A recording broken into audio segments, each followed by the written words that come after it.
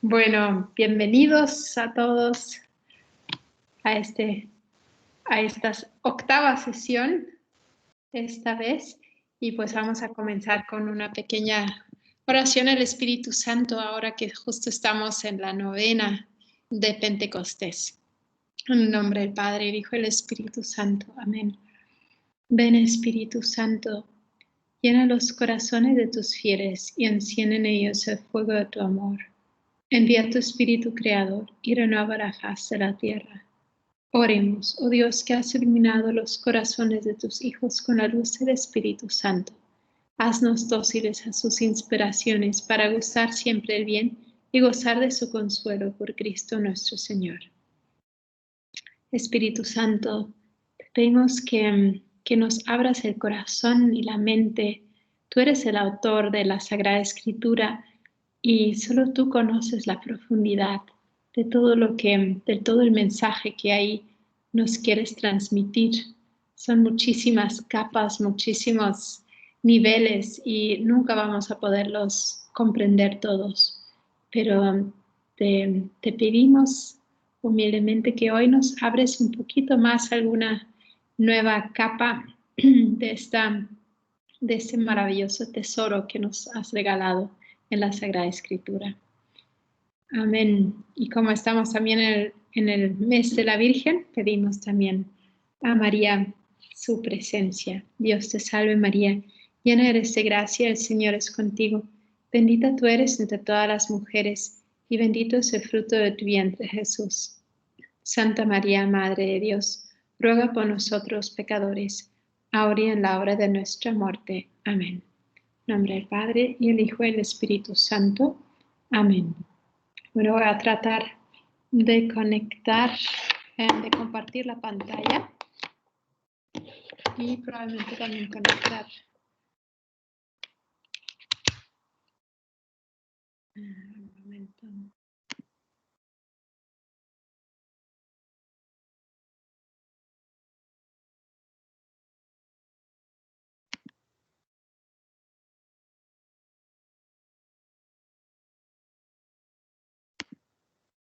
Muy bien, espero que ya puedan ver.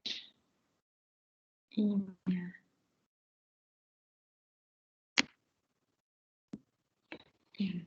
momento.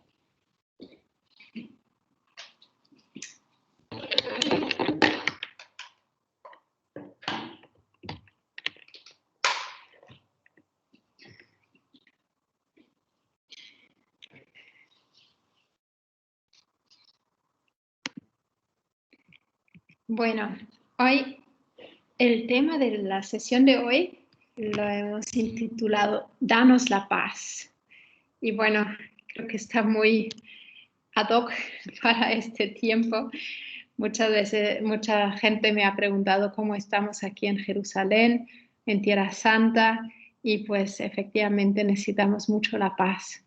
Y esa paz es la que estamos muchas personas rezando por ella, también buscando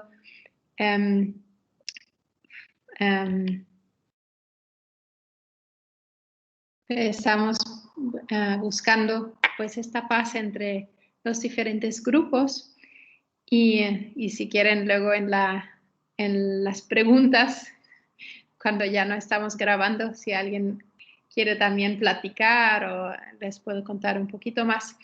Pero pues vemos en la vida siempre las personas han buscado la paz y la verdadera paz solo la puede dar Dios. Es la paz profunda que nos puede dar solo Cristo, ¿verdad? Que es el que nos trae su paz.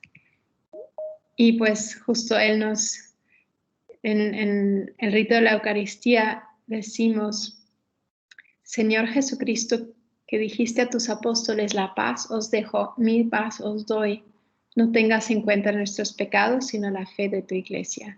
Y conforme a tu palabra, concédenos siempre la paz y la unidad. Ahí vemos, pues Jesús nos dijo, yo os doy mi paz, no como el mundo se lo da, sino es otro tipo de paz que nos da Dios. Y aquí en esta oración también vemos cómo está conectado también con nuestros pecados. Cuando estamos en pecado, cuando estamos desconectados de Dios, pues no podemos estar en paz.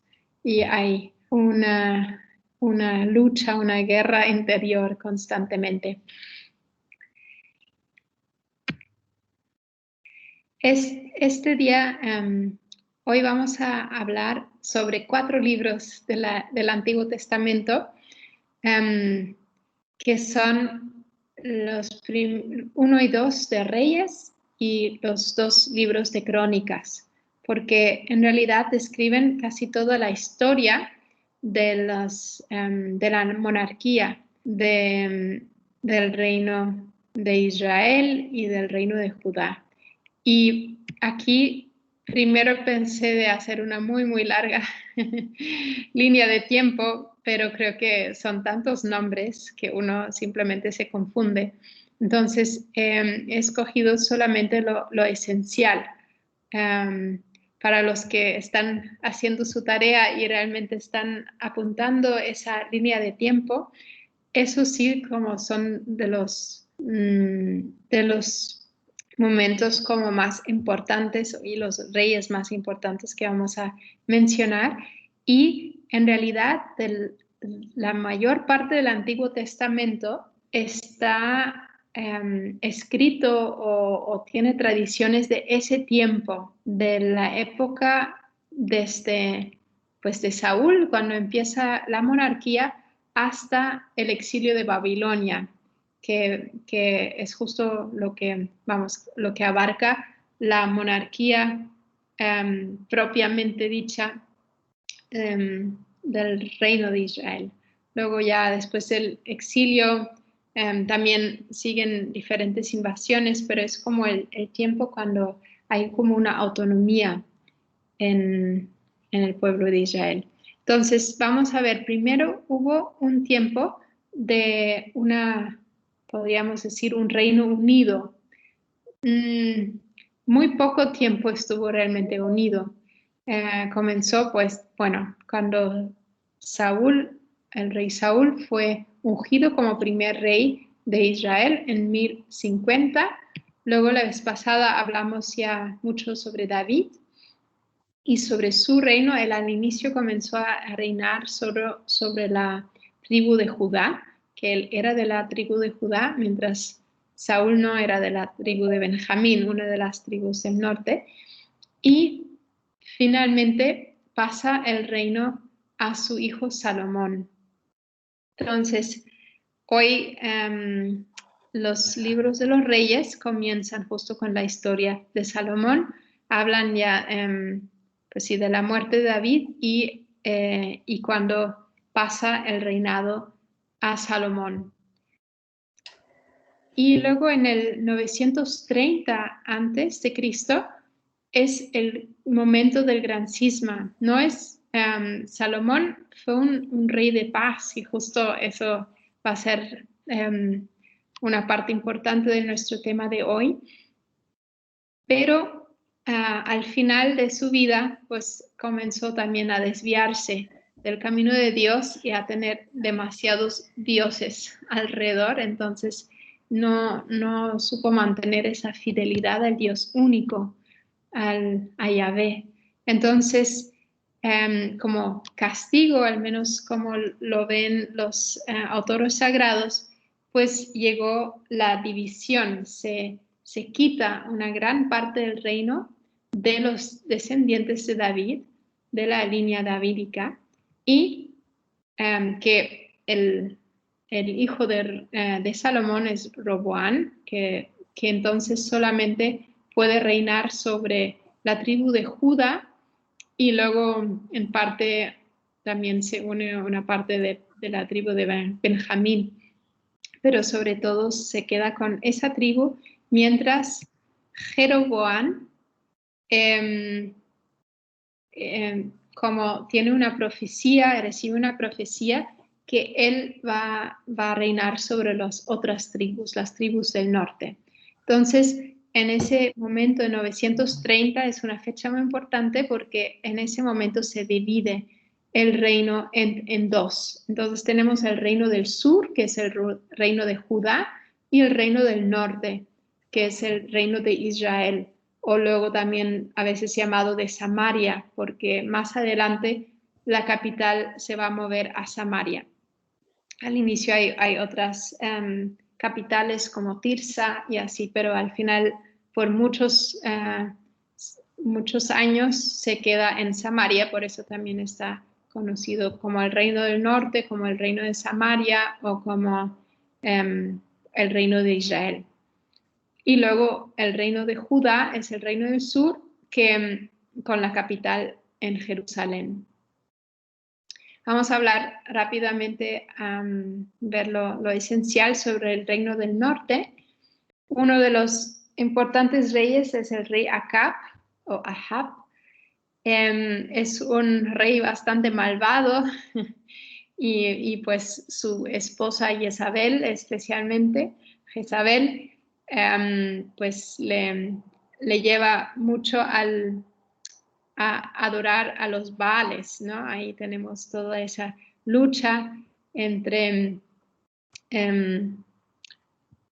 pues el verdadero Dios y toda esa idolatría de los sacerdotes de los Baales o del Baal, que es un dios como de la fertilidad y de la lluvia, etc. Luego, otro importante rey es Jehú, que recibe es ungido por, ahora se me van los nombres de los profetas, de Eliseo. Entonces, en el tiempo de Acab tenemos mucho a Elías y luego en tiempo de Jehú tenemos a Eliseo y Eliseo manda un siervo a ungir a Jehú como rey para destruir la casa de Acab, porque hubo una profecía por todas las maldades y el campo de Nabot. A lo mejor se acuerdan de esa historia, que Acab quería un campo que se le antojó, entonces Jezabel intrigó y mató a Nabot, de quien pertenecía el campo.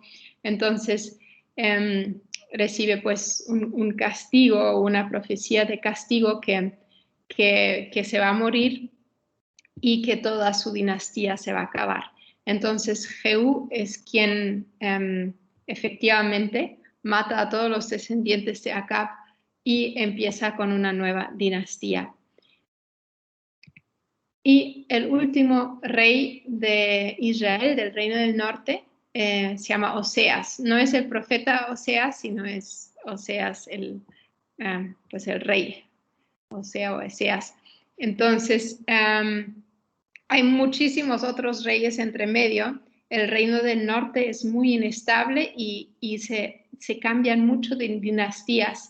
Y hay a veces reyes que solo duran 3 meses y ya son matados otra vez. Entonces hay constantemente una lucha por el poder y todos esos reyes siempre como caen en el pecado de Jeroboam, que así como siempre hay como ese estribillo en el libro de los reyes, porque Jeroboam, cuando dividió el reino, él no quiso que su gente, que las tribus del norte, se fueran al santuario de Dios en Jerusalén, ¿no? Al templo que había construido Salomón en Jerusalén, porque pensaba, bueno, si se van ahí, al final me van a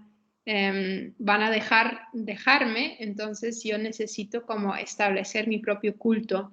Entonces él estableció 2 centros de culto, 2 como templos y vistas en el fondo también, pero con unos como becerros de oro dentro.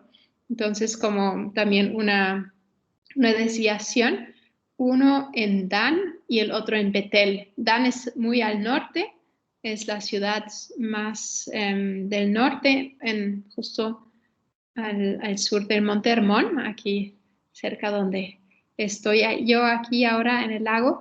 Y el otro es en Betel, que es un poco más al norte de Jerusalén. Entonces es como un santuario en el norte de su reino y uno en el sur de su reino. Y bueno, ahí estaba ofreciendo pues ese culto, pero no como Dios lo quiso, porque no era en el templo de Jerusalén. Y bueno, y todos los demás reyes pues también estaban cayendo mucho en la idolatría y en muchos otros pecados. Entonces, pues hay como esa constante sucesión y constante cambio de dinastías hasta Oseas y la invasión de Samaria por los asirios. Entonces, Asiria invade a Samaria en el 722 y deporta a toda población, una gran parte de la población, los lleva al norte, en el territorio de Asiria, y trae otros como pueblos de diferentes lugares a la zona de Samaria, a la zona originalmente de Israel, del norte, del reino del norte. Bueno, la historia del Reino del Sur es un poco más pacífica, tienen reinados mucho más largos y siempre se queda un descendiente de la línea davídica. A veces casi se elimina toda la línea davídica, pero al final, por algún milagro, por alguna providencia de Dios, siempre sobrevive uno. Entonces, unos reyes importantes, solo voy a mencionar algunos. Uno es Josafat,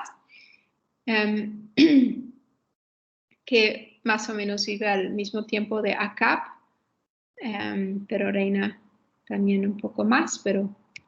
Y luego tenemos a Joás, también que luego pues es uno que importante porque hace una reforma litúrgica y espiritual.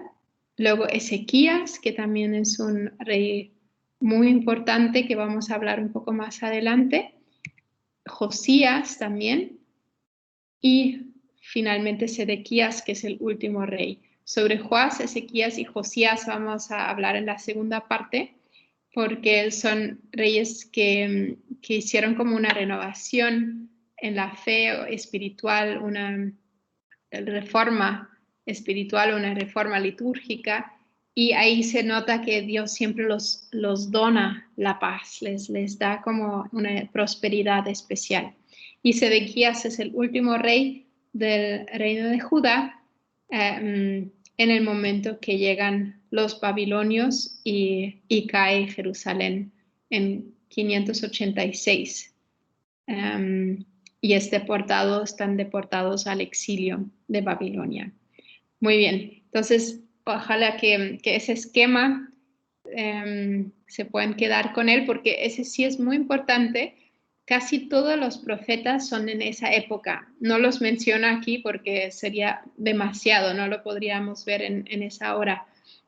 Pero si tienen como esas fechas, esos datos, al menos del 1050 a.C., el inicio de la monarquía, luego el 930, cuando se dividen los reinos, y luego la caída del norte por los asirios, 722, y la caída de Jerusalén en 586, esos son como muy importantes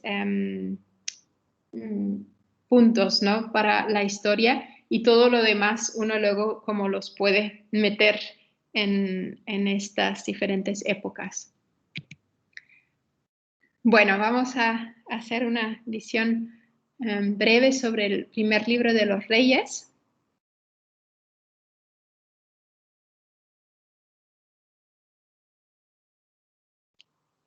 Los primeros 2 capítulos tenemos las luchas sobre la sucesión al trono de David.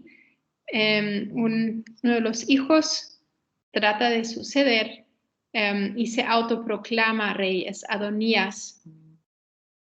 Pero, y de hecho sería el príncipe, sería el hijo, no era el hijo mayor porque ese ya se había muerto, pero era uno de los, vamos, el que seguía, digamos, en línea, pero Dios tiene otros planes, ¿no? Entonces, David había prometido a que Salomón fuera el sucesor de él. Entonces lo afirma otra vez David y entronizan a Salomón. Y bueno, Adonías huye a los cuernos del altar y Salomón le promete paz si es hombre de bien, pero luego lo traiciona y luego pues lo aniquila, lo mata. Entonces, y también los que estaban como a favor de él. Entonces, con ese empieza Salomón a como hacer primero limpia interno hasta realmente tener las personas que le están apoyando. Luego de los capítulos 3 a 11 tenemos la historia de Salomón. Los conocemos de esa historia cuando él tiene el sueño y pide, no pide dinero y riqueza, sino pide sabiduría para poder gobernar y poder juzgar con rectitud el pueblo. Y Dios se lo concede y le concede una sabiduría extraordinaria, como nunca la había ni nunca la habrá, ¿no? Así dice el libro de los Reyes, y mucho prestigio. Luego, los capítulos 6 a 8 hablan sobre todo sobre la construcción del templo, que es como la obra maestra de Salomón. Y vamos a hablar también de este tema luego en la segunda parte.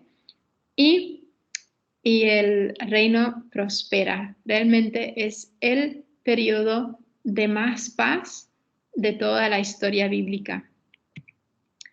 Al final, ya en el último capítulo, tenemos esa decadencia cuando pues Salomón tiene como 900 mujeres diferentes, porque también fue una de sus estrategias de hacerse aliados. Entonces tiene muchísimas diferentes mujeres que cada una trajo consigo sus diferentes creencias y dioses. Y para tenerlos contentas, pues accede a tener santuarios para todas estas mujeres. En Jerusalén tenemos el así llamado Monte del Escándalo, que es pues justo ese monte de todos estos santuarios paganos. Y con eso pues recibe una profecía que por no ser fiel al Dios verdadero, a Yahvé, pues no va a tener unidad después su reino, pero Dios dice, no va a suceder por amor a tu padre David, no te lo voy a quitar en tu vida, sino va a ser en la vida de tu hijo. Entonces ya tenemos el cisma de Israel, del cual ya hemos hablado, y luego empiezan el relato sincrónico de los reinos.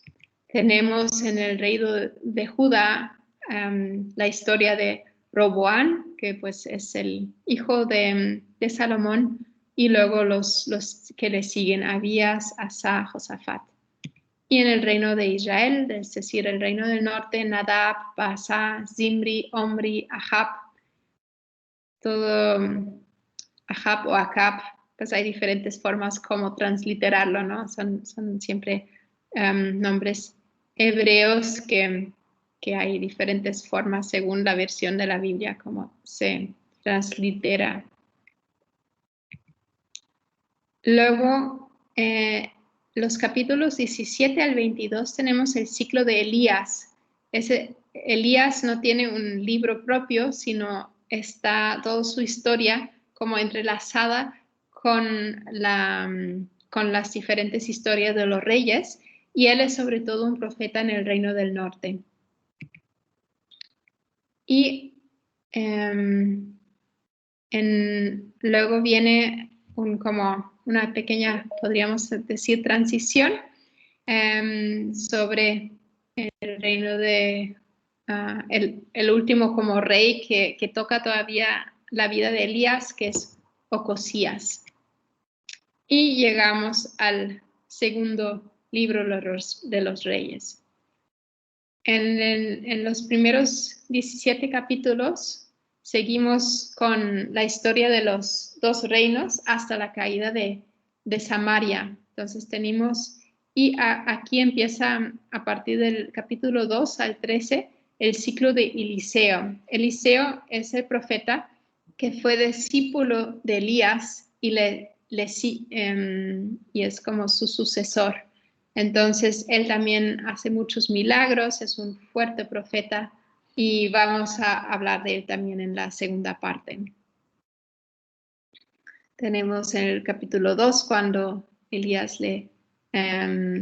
pues le deja el manto a Eliseo y bueno, Eliseo le sucede con la fuerza de Elías.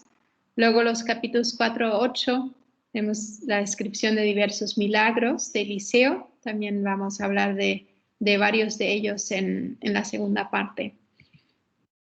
Y luego la descripción del reinado de estos siguientes reyes, Jorán, Ocosías, Atalía. Atalía es una mujer que de hecho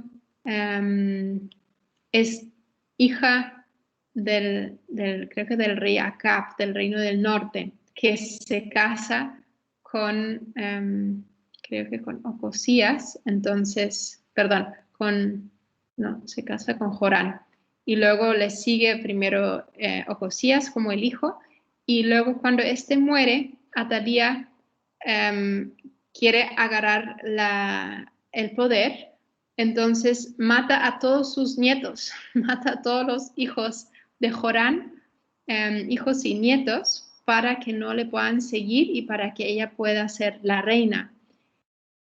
Pero justo uno escapa, que es Joás, porque alguien ¿cómo se llama? Lo esconde, entonces es finalmente proclamado rey y comienza a reinar cuando tiene solo 7 años. Y luego sigue Amasías, Osías, Jotán y Ahaz.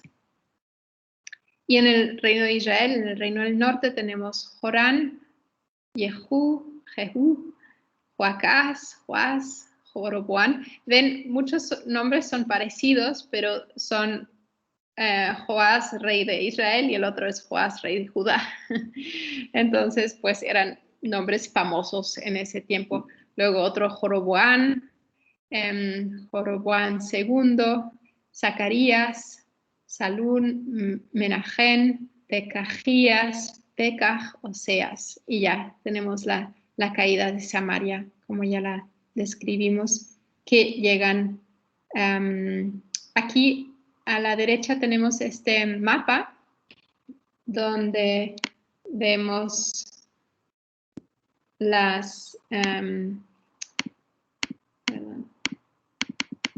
vemos justo las diferentes campañas de los asirios.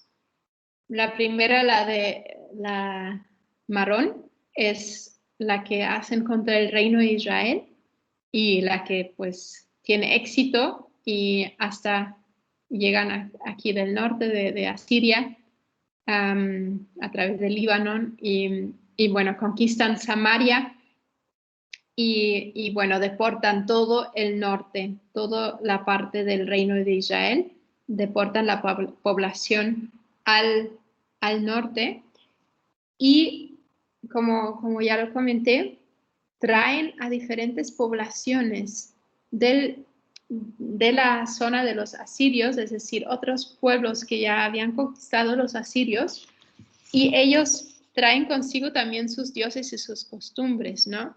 Entonces traen gente de Babilonia que veneran a Sucot-Benot, que es su dios, luego de otro pueblo se llama Kutá, luego otro se llama Abba, Hamat, Sefarvaín. Entonces, si se acuerdan en la historia de la samaritana en el pozo de Jacob, muchas veces lo conectan como cuando Jesús le dice, no, pues ya tuviste 5 maridos y el que tienes ahora no es tu marido. Y muchos dicen, pues es como una alusión o podría ser como una conexión con estos 5 diferentes poblaciones que llegaron del norte con sus propios dioses, ¿no? Entonces, Dios siempre describe en el Antiguo Testamento su relación con el pueblo de Israel como una alianza de matrimonio, ¿no? Una alianza matrimonial y la infidelidad de Israel a esa alianza. Y por eso muchas veces se llama la prostituta de Jerusalén o de la hija de Sión, etcétera, porque pues justo tiene estos otros dioses que no son su verdadero Dios. Y más adelante tenemos también en los capítulos 18 al 25 la historia del reino de Judá hasta su caída. Ahí tenemos a Ezequías, Manasés, Amón, Josías, Joacás, Joaquín o Jeconías es otro nombre, y Sedecías. Justo en la época de Ezequías también trata a Siria de conquistar el reino del sur, el reino de Judá, y por eso tenemos aquí esa línea en el mapa, la línea verde. La forma como llegan esta vez por el mar, por Aco, por Jope, Lachish, y luego tratan de conquistar Jerusalén, pero Ezequías es un rey que realmente confía en Dios y no en sus propias fuerzas, y Dios como obra un milagro para proteger a Jerusalén, y vamos a hablar de esto también rápidamente en la segunda parte, si llegamos, espero. Muy bien. El libro de las Crónicas es muy parecido y muchas cosas son realmente casi como copy-paste, ¿verdad? Son historias muy, muy parecidas, porque solo que abarca un poco más de tiempo. Comienza los primeros capítulos de las crónicas, empieza como con una genealogía, porque comienza como con Adán, ¿no? Entonces al inicio simplemente son genealogías desde Adán hasta David, etcétera. Y luego también todos las descendientes de cada una de las tribus, ¿no? De los hijos de Israel, es decir, de los hijos de Jacob, que son pues Dan y Zebulón, Naftalí, etcétera, etcétera. Tiene ahí todas esas genealogías. Luego, los capítulos 10 al 29 habla del reinado de David, entonces más corto, digamos, porque nosotros ya vimos esa historia en el libro de Samuel, ¿verdad? Ahí teníamos ya descrito el reinado de David en el segundo libro de Samuel. Luego, en el segundo libro de las Crónicas, los primeros 9 capítulos están dedicados al reinado de Salomón. Y finalmente, los restantes capítulos del 10 al 36 es la historia del reino de Judá. Ahí ya no se, el reino del norte de Israel solo se menciona en cuanto interfiere con el reino de Judá, pero ya no se hace una historia propia es decir, las crónicas fueron escritos ya después del exilio, de hecho, porque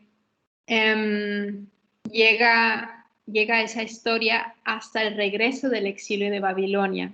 Entonces, quien haya sido el redactor de esas crónicas coge muchísimo del libro de los reyes y también de Samuel y de todo el Pentateuco, pero ya desde la visión del exilio y del regreso del exilio de Babilonia, mientras los 2 libros de los reyes terminan en el exilio y ya no habla más o menos a la mitad del exilio, es decir, es la última redacción del Libro de los Reyes fue durante el exilio.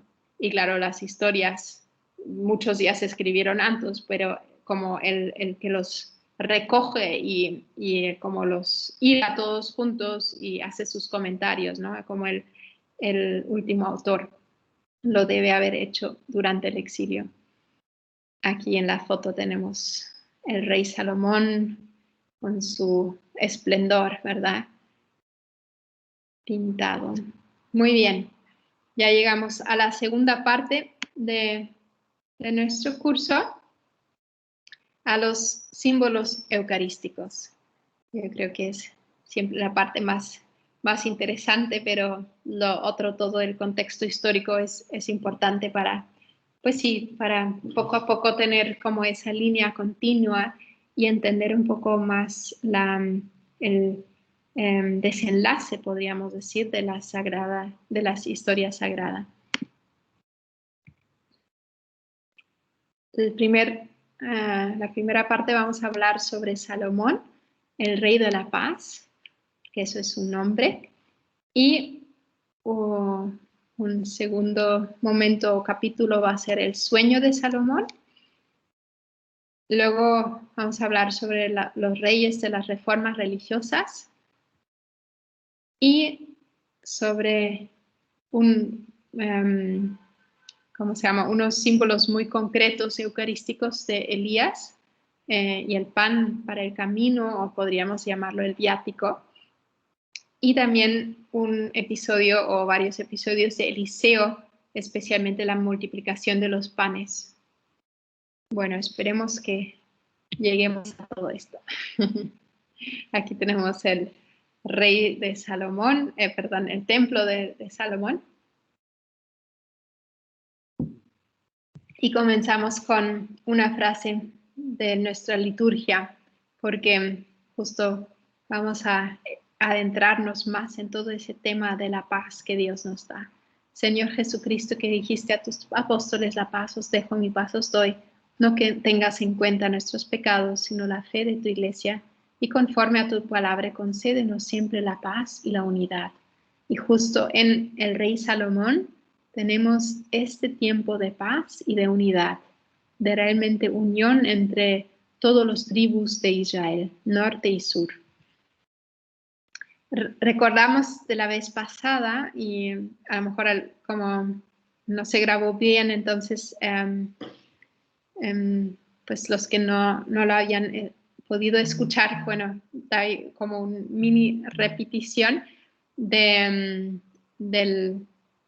la función del rey o de la función del Mesías, que viene de un antiguo como mito de creación de Oriente Antiguo, que está como base, digamos, de cómo entendieron la función del rey en Medio Oriente en este tiempo. Entonces, el rey debe ser una representación visible del Dios invisible, ¿no? Y eso sea en Babilonia, sea en los diferentes lugares.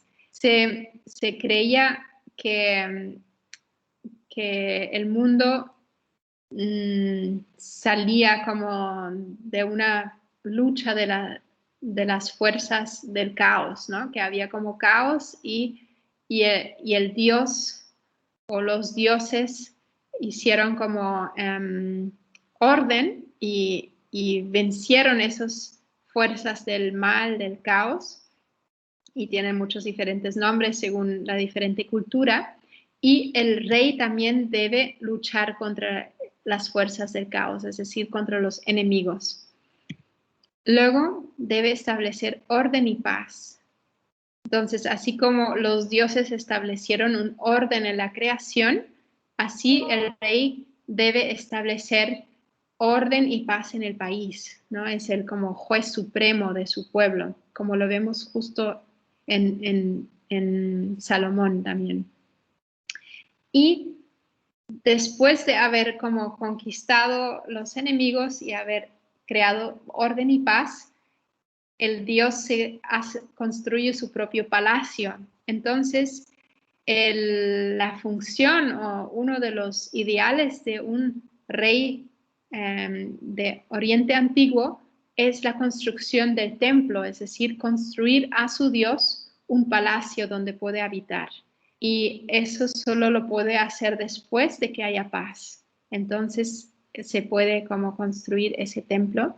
Y justo en la época del rey David todavía él estaba como en esa lucha contra todos los enemigos, pero no llegó a la construcción del templo mismo. Y luego muchas veces hay un momento muy importante del rito de inauguración de este templo y muchas veces con profecías o promesas y alianzas de los dioses con el rey, ¿no? Que lo van a proteger, etcétera, etcétera. Bueno, en la vida de Salomón vemos justo eso realizado. Es el rey David en primer lugar, pero después en el fondo donde realmente se cumple todo eso es en el reinado de Salomón y solo en su reinado. Es el único que realmente logra como cumplir estos puntos ideales, digamos, funciones ideales de un rey de la antigüedad. Y su nombre, Shlomo, si se acuerdan seguramente Shlomo, Shalom, han escuchado Shalom, significa paz en hebreo.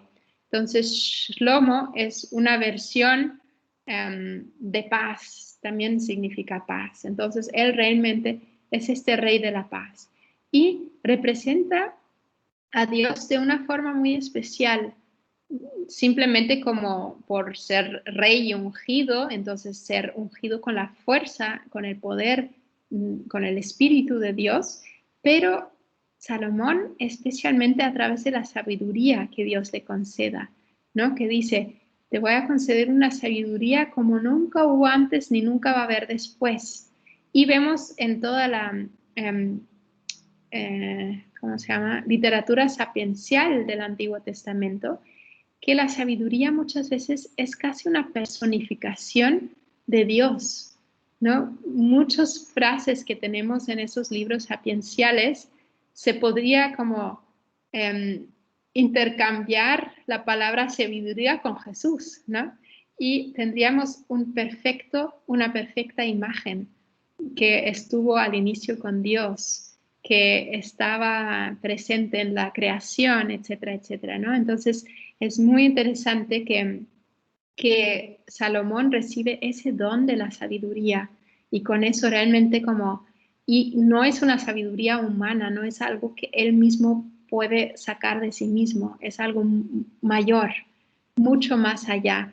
Entonces, realmente como es un canal de esa gracia de Dios, ¿no? De esa sabiduría de Dios con el cual reina y establece la paz. Entonces, primero establece la paz en las fronteras. En realidad, eso ya hizo sobre todo su padre, David, pero también él como establece paz interno, justo después de suceder a su padre en el trono, y luego lleva orden y justicia a su país.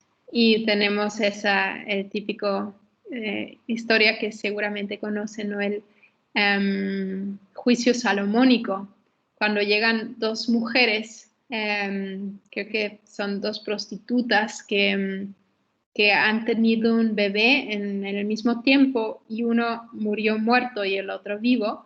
Entonces, pues la que tuvo el hijo muerto, pues se roba el otro, entonces hay un pleito entre ellas y llegan al rey y él dice, no, pues muy bien, córtanlo en dos y dan a cada una de las mujeres la mitad del niño. Y entonces una dice, no, no, por favor, dénselo a la otra, ¿no? Y en ese momento él reconoce, pues esa es la verdadera madre, porque la otra no le importa que sea muerto, simplemente por no querer que la otra tenga su hijo, ¿no? Entonces ahí sale quién es la madre. Y esa fama de sabiduría, que es solamente como una muestra chiquita, pues se empieza a difundir por toda la zona y empiezan a llegar de lejos la reina de Saba, desde Etiopía y bueno, de todos lados llegan reyes para conocer la sabiduría de Salomón. Y finalmente construye el templo. Entonces, él es quien realmente te construye el templo. Su padre ya había preparado todo. Eso tenemos sobre todo en el libro de las Crónicas, toda esa preparación ya de parte de David. Y Salomón, pues, realmente lo realiza. Y también hay una alianza en la inauguración con una gran promesa también de paz, sobre todo si él es fiel a Dios.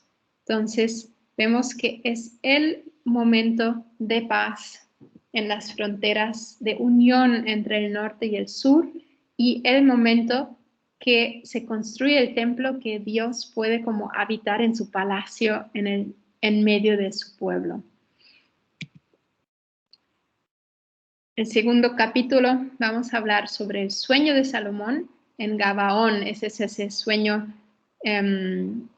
cuando pide sabiduría. Hemos hablado también la vez pasada sobre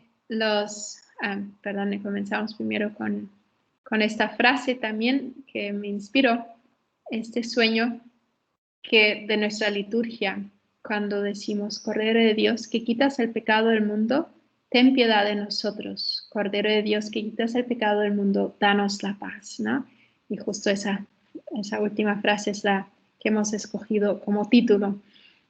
Danos la paz y también el Cordero. Aquí vamos a ver esa conexión entre el sacrificio y la paz. También, Salomón va a un lugar santo. Todavía eso es antes de la construcción del templo, entonces es justo en sus primeros años de reinado, cuando es muy joven todavía. Y entonces se va a Gabaón, porque en ese lugar pues había como un Gaboa, significa alto, entonces es un lugar alto donde se sacrificaba a Dios. Entonces, él hace una gran ofrenda de un sacrificio. De hecho, a ver, son como 1000. A ver si lo tengo aquí apuntado. Sí, 1000 holocaustos. Entonces, un montón de ovejas y toros y quién sabe todo lo que sacrificó ahí. Es también ese sacrificio abundante de 1000 animales que ofrecen holocausto ahí, que también es pues un símbolo importante para nuestra Eucaristía, es esa abundancia. Cristo que se sacrifica a sí mismo es mucho más que 1000 toros y ovejas y todo eso. Es mucho más todavía abundante de esto.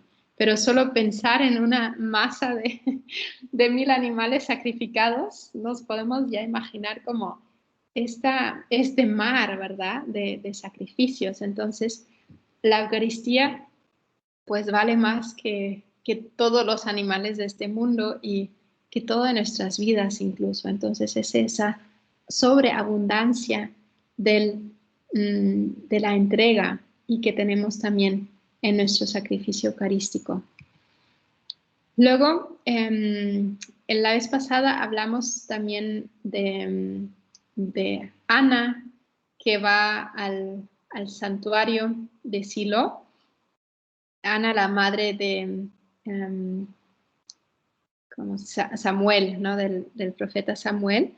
Y también ahí van y hacen un sacrificio y piden luz o piden como que Dios les habla y Ana ahí pide un hijo como favor. Entonces, eso es algo muy ocurrente en todo no solo Oriente Antiguo, sino en toda la antigüedad, también en la cultura romana y griega y en todos los diferentes reinados orientales también, que se tiene una,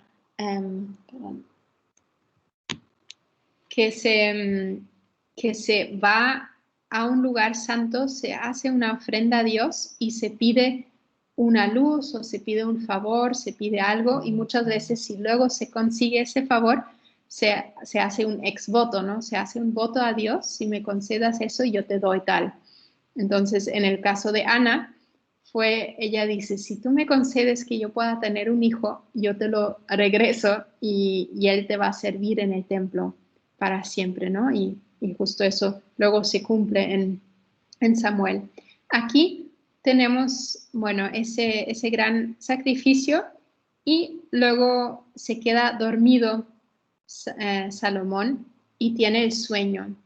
Y en ese sueño le aparece Dios y le dice, pues pídeme lo que quieras y yo te lo doy. Y él justo en vez de pedir oro y plata o larga vida o la muerte de los enemigos, pues pide que Dios le conceda sabiduría para saber juzgar bien. ¿Cómo puedo yo juzgar un pueblo tan vasto, verdad? Entonces, y esa petición le agrada a Dios.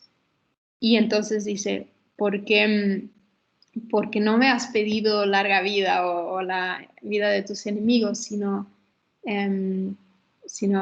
consejos, sino sabiduría para poder juzgar bien y gobernar bien tu pueblo. Por eso te voy a dar eso y mucho más, ¿no? Te voy a dar la sabiduría que nunca hubo antes ni después y además larga vida y riqueza como nunca antes, ¿no? Entonces es muy bonito esa entrega, esa generosidad tan abundante que Dios es así con nosotros también. Él nos quiere llenar de sus dones, es el Dios de la vida. Él no es un Dios raquítico. Si pensamos en todas las frutas de los árboles, impresionante la cantidad que hay, ¿no? Es como el Dios de la abundancia. Y solamente tenemos que acercarnos con esa humildad y con esa confianza de un verdadero hijo o una verdadera hija delante de su Padre, que pide algo bueno y Dios nos lo da en abundancia. Y bueno, cuando se despierta Salomón, se da cuenta que fue un sueño, pero fue tan real, fue tan fuerte que, que cree en él. Y regresa a Jerusalén y va delante del arca de la alianza, que todavía no está en el templo, sino simplemente todavía en la tienda del encuentro, y ofrece holocaustos y sacrificios de comunión, ¿no? Muy, muy bonito, muy interesante también estas dos palabras. Son dos tipos de sacrificios. El holocausto es el sacrificio que se consuma completamente, donde no queda nada, que se quema, mientras el sacrificio de comunión es un sacrificio que se ofrece a Dios y luego se comparte. Como se mata ahí, una parte reciben los sacerdotes y luego se comparte esa comida entre todos los que están participando en el sacrificio.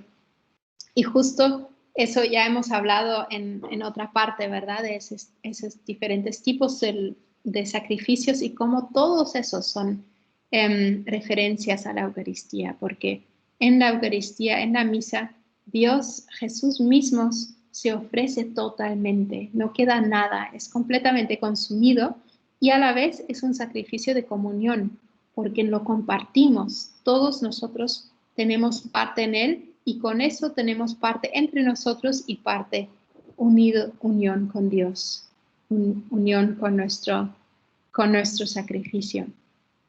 Y da un gran banquete a todos, pues no solo sus amigos, sino toda la corte, ¿no? Entonces, que todos participen en ese gran banquete. Bueno, el tercer capítulo, y voy a tratar de ser un poco más ágil, que nos faltan todavía y otros dos,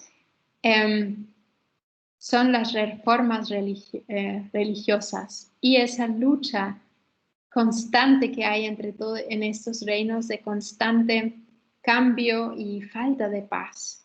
Y bueno, la frase que me vino de nuestra liturgia es: líbranos de todos los males, Señor, y concédenos la paz en nuestros días, para que, ayudados por tu misericordia, Vivamos siempre libres de pecado y protegidos de toda perturbación, mientras esperamos la gloriosa venida de nuestro Salvador Jesucristo.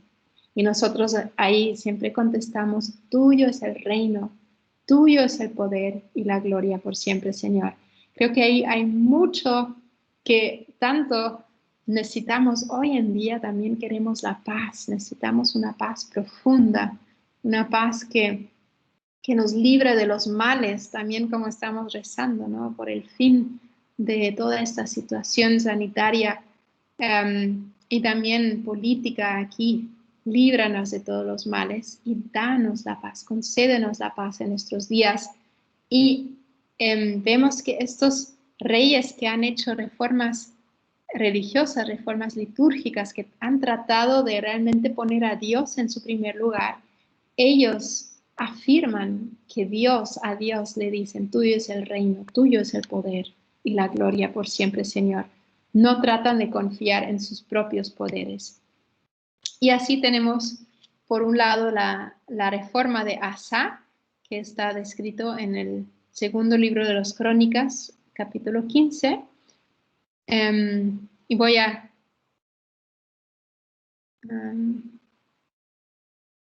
Bueno, voy a leer unas frases para escuchar el texto directamente. Profecía de Azarías, hijo de Obed, y dice, oídme vosotros, Asa y toda Judá y Benjamín. Yahvé estará con vosotros mientras vosotros estéis con él. Si le buscáis, se dejará hallar de vosotros. Pero si le abandonáis, os abandonará. Durante mucho tiempo Israel estará sin verdadero Dios, sin sacerdote que enseñe, sin ley. Mas cuando en su angustia se vuelva a Yahvé, el Dios de Israel, y le busque, él se dejará hallar de ellos. Es precioso. Dios siempre está ahí, pero si quiere que lo buscamos, y si lo buscamos, él se deja encontrar. Nunca nos va a dejar simplemente abandonado. En el momento que le buscamos, se deja encontrar. Entonces, Asa llama a todos el pueblo para que quiten los estatuas de los ídolos y hace un juramento.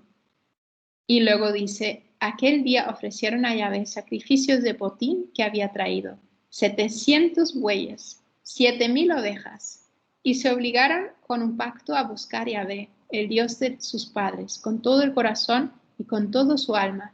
Y toda Judá se alegró con motivo del juramento, porque de todo el corazón habían prestado el juramento y con plena voluntad habían buscado a Yahvé. Por eso él se dejó hallar de ellos y le dio paz por todas partes. Eso es, una vez que entramos otra vez en contacto con Dios, Él nos da la paz.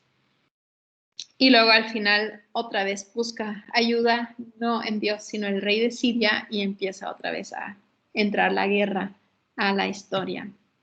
Bueno, otro importante rey de Judá es Joás, que renueva el templo. ¿Se acuerdan que Joás es el rey que es el único hijo que escapó, creo que de 70, de Atalía, y no fue matado y empezó a reinar con 7 años? Entonces, obviamente no solo, sino con la ayuda de un sacerdote.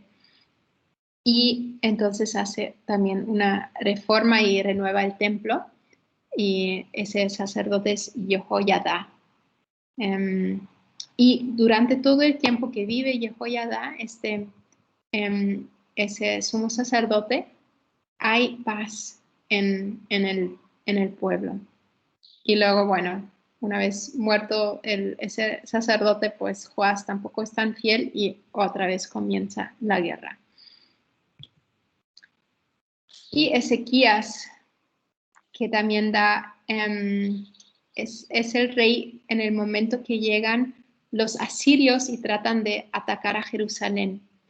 Y entonces él hace una importante reforma y también purifica el templo y celebra la Pascua, que se había como abandonada, y lo celebra un mes retrasado porque no se habían purificado, y Dios lo bendijo en todas sus obras y protegió a Judá de la invasión de los asirios bajo Sennacherib. Sennacherib, el rey de los asirios, como desafió a Dios y empezó como a hablar en contra de Yahvé y burlarse, etc. Y bueno, el pobre Ezequías escuchaba todas esas palabras como él los gritaba y, ay, no confían en su rey, todo le está abandonando, etc. Pero Dios le dice, tú ten paz, ten fe, confíame, ¿no? Y yo voy a quitar a este hombre. Y de hecho, en la noche hay como,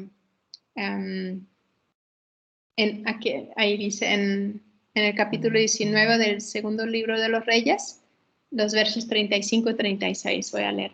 Aquella misma noche el ángel del Señor avanzó y golpeó en el campamento asirio a 185,000 hombres. Todos eran cadáveres al amanecer. ¿Quién sabe qué hubo? A lo mejor un tipo de peste, algo pasó y murieron todos en la noche. Sennacherib, rey de Asiria, levantó el campamento y regresó a Nínive, quedándose ahí, y luego es matado por sus propios hijos en el santuario de su dios Nisroch. Entonces ahí vemos cuando se pone la confianza en Dios y no en sus propios ejércitos o alianzas humanas, Dios da la paz y vence los enemigos con sus propias maneras. Bueno, las últimas dos historias, uno es la del Elías y el viático. De hecho, hay varias historias, cómo es Elías alimentado directamente por parte de Dios. Es en la época del rey Ahab o Acab, y Elías pronuncia una palabra profética que va a haber una sequía, ¿cómo se llama? Condenando pues todos los malas obras de Ahab y de su esposa Jezabel. Y Dios lo cuida, lo manda al torrente Kerit, y aquí tenemos esa foto, le manda alimento a través de los cuervos, ¿no? Y los cuervos le traen pan y carne. Entonces es muy interesante, ¿no? Cómo es alimentado por pan y por carne, ¿no? ¿Qué nos llama esto? Pues la Eucaristía también, que es nuestro pan y es la carne de Cristo.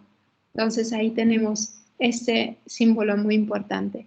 Luego se seca el torrente Kerit y Dios lo manda a Sarepta, al norte, y se queda con la viuda de Sarepta. Yo creo que todos conocen esa historia, donde le pide que primero le dé un vaso de agua y le haga algo de comer, le dé un pan, y ella dice, pues no tengo ni pan, lo único que tengo, voy a hacer ahorita las últimas pequeñas tortas para mi hijo, para mí, y después nos vamos a morir porque ya no nos queda nada. Y él dice, no, la jarra de aceite nunca se va a acabar y el jarrón de la harina no se va a acabar. Y de hecho todo el tiempo de la sequía es alimentado por ese milagro que se multiplica el aceite y la harina, tanto para él como para la viuda y para su hijo. Entonces ahí tenemos también ese milagroso forma que no se acaba, que Dios en el momento de la hambruna nos protege y nos lleva, aunque sea un momento difícil.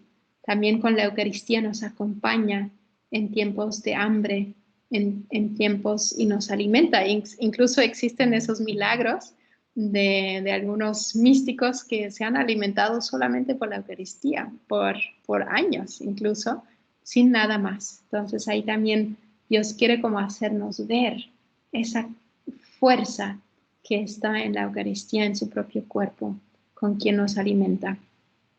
Y la historia del primer libro de Reyes en el capítulo 19, que es el viático, es decir, el pan para el camino. Entonces voy a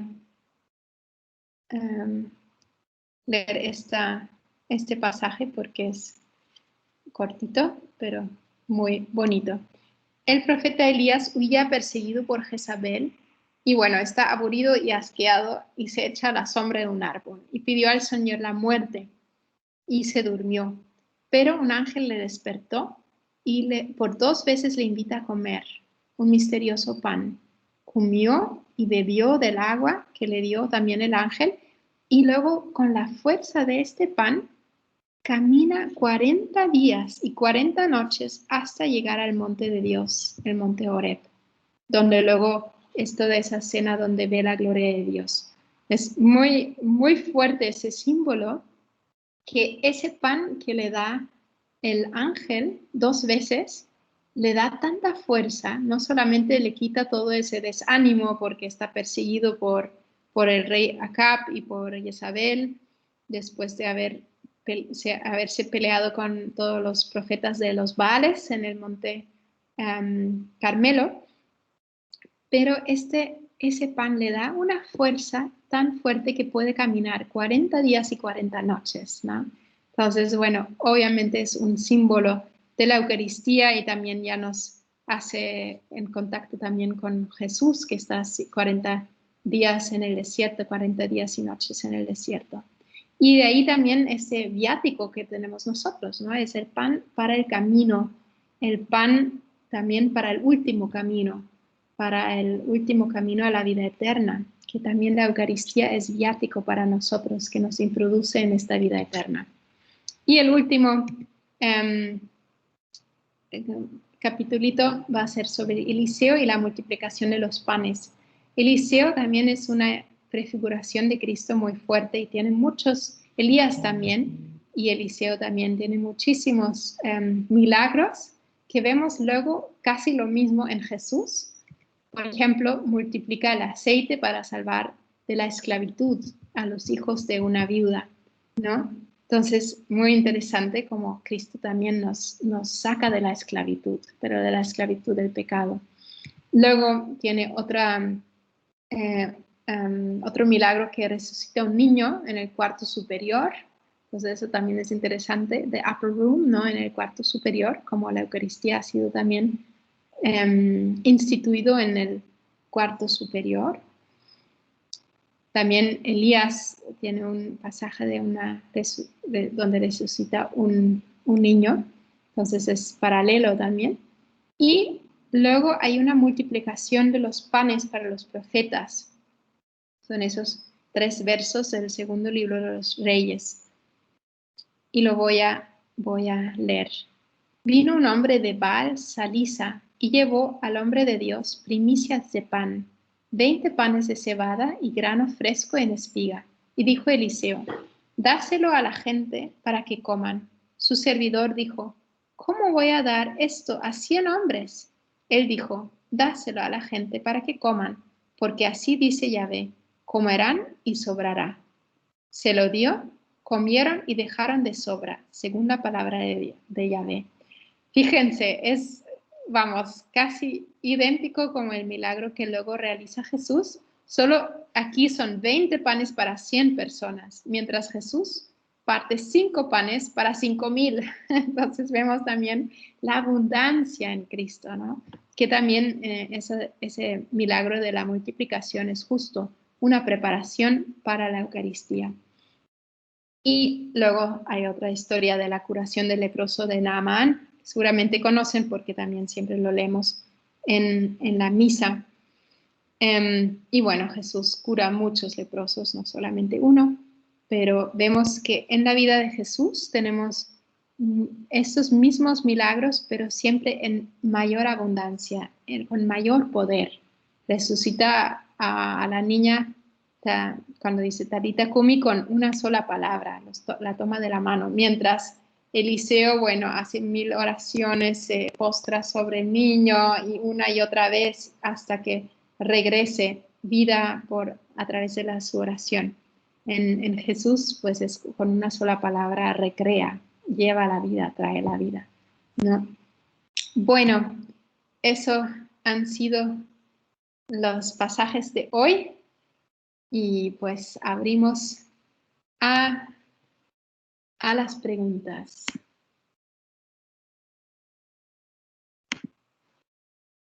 Ahora, quien